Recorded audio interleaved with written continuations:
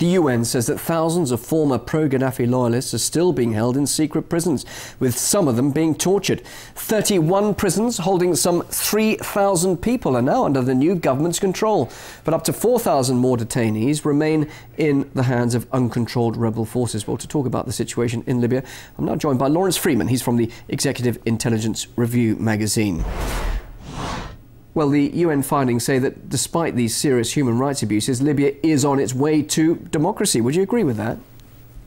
No, I don't think Libya is on its way to democracy. I think that this is a major disaster which was caused by the West and President Obama's invasion and regime change policy under the guise of humanitarian intervention, the responsibility to protect. And I think the country is in terrible shape. And some people tell me in Africa that the country may be on the verge of splitting up.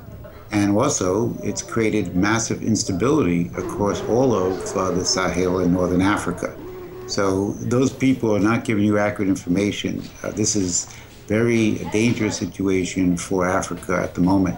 Some would say this is the sort of situation you would expect after such upheaval in a country, and this is merely a transitional period, and the future is supposed to be brighter than it is now. Would you agree with that? I don't see that happening. You have right now, as is people could have known in advance easily, maybe, and they did, and that's why the invasion was carried out. You have a tribal society. You don't have a nationalistic clear direction and mission for the country.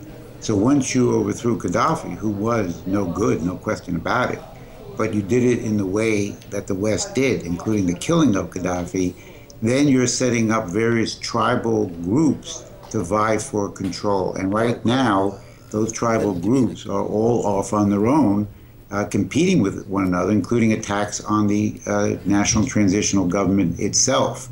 So I think people are making a major mistake, and I think the coup in Mali is directly connected to the overthrow of Gaddafi because it allowed people to get very large amounts of weapons, which previously had been under some control, and then they were opened up for all kinds of various groups to arm themselves, and this included those rebels in Mali who toppled the government in the north.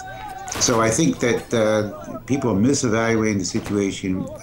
They're very wrong in their evaluations right now, if that's what they think. The rebel groups were rebelling against Gaddafi before the NATO involvement. Some would say that the country could have ended up marred in a revolution for years, saying the alliance did the right thing. And, as you said earlier, the whole guise was a humanitarian mission. Did it not prevent many more deaths in the long run?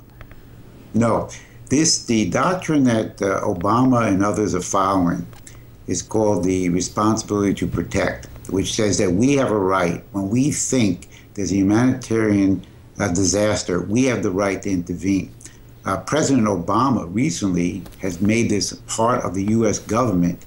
He established the Atrocities Prevention Board, which can make these determinations. Now, the good news is that recently Senator Webb from Virginia is entering a piece of legislation into the United States Congress and Senate that prohibits the president from conducting a war under humanitarian guise if it does not get the approval of Congress. This move in Libya was a violation of the United States Constitution and a violation of powers, and was the grounds actually for impeachment of President Obama. And briefly, Lawrence, you said it was a disaster. Do you think the West has learned lessons then in Libya, and that's the reason we're not seeing that sort of intervention in Syria now?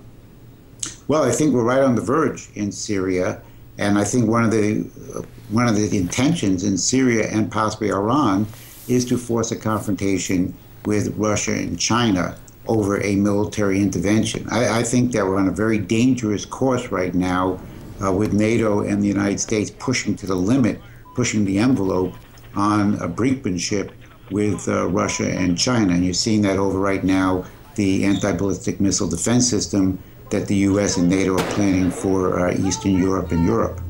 Interesting perspective on all of this. Thank you very much for your thoughts. Lawrence Freeman from the Executive Intelligence Review magazine joining us live there in the USA. My pleasure.